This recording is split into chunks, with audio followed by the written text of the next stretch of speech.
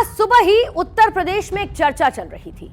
लोग बात कर रहे थे कि क्या यूपी में सारे मदरसे बंद होने जा रहे हैं। यह खबर आगे बढ़ती, लेकिन उससे पहले ही सुप्रीम कोर्ट ने UP board of Madrasa education act 2004 को असंवैधानिक करार देने वाले इलाहाबाद हाईकोर्ट के फैसले पर रोक लगा दी।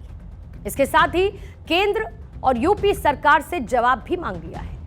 कोर्ट का कहना है कि हाईकोर्ट के फैसले से 17 लाख छात्रों पर असर पड़ेगा। छात्रों को दूसरे स्कूल में ट्रांसफर करने का निर्देश देना ठीक नहीं है।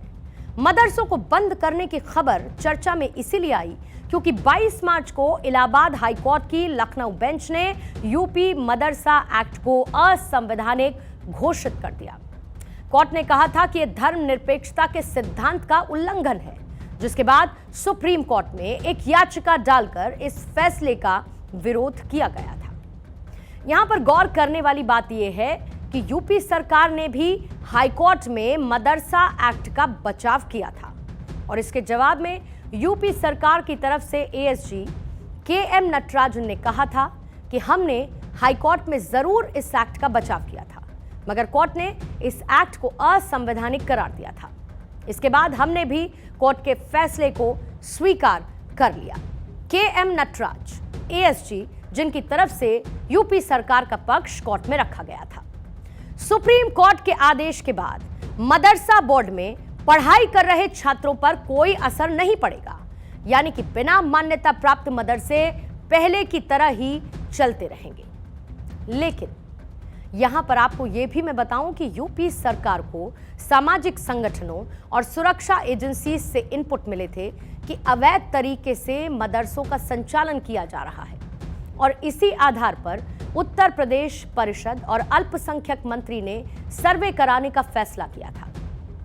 इसके बाद हर जिले में 5 सदस्यीय टीम बनाई गई, जिसमें जिला अल्पसंख्यक अधिकारी और जिला विद्यालय निरीक्षक को शामिल किया गया। इसके बाद 10 सितंबर 2022 से 15 नवंबर 2022 तक मदरसों का सर्वे कराया गया और इस टाइम लिमिट के बाद 30 नवंबर तक इसको एक्सटेंड किया गया। इस सर्वे में प्रदेश में करीब 8,441 मदरसे ऐसे मिले थे जिनकी मान्यता नहीं थी। सबसे ज्यादा मुरादाबाद में 550 गैर मान्यता प्राप्त मदरसे मिले। इसके बाद सिद्धार्थनगर में 525 और बहराइच में 500, बस्ती में 350 मदरसे बिना मान्यता प्राप्त मिले। राजधानी लखनऊ में 100 मदरसों की मान्यता थी ही नहीं।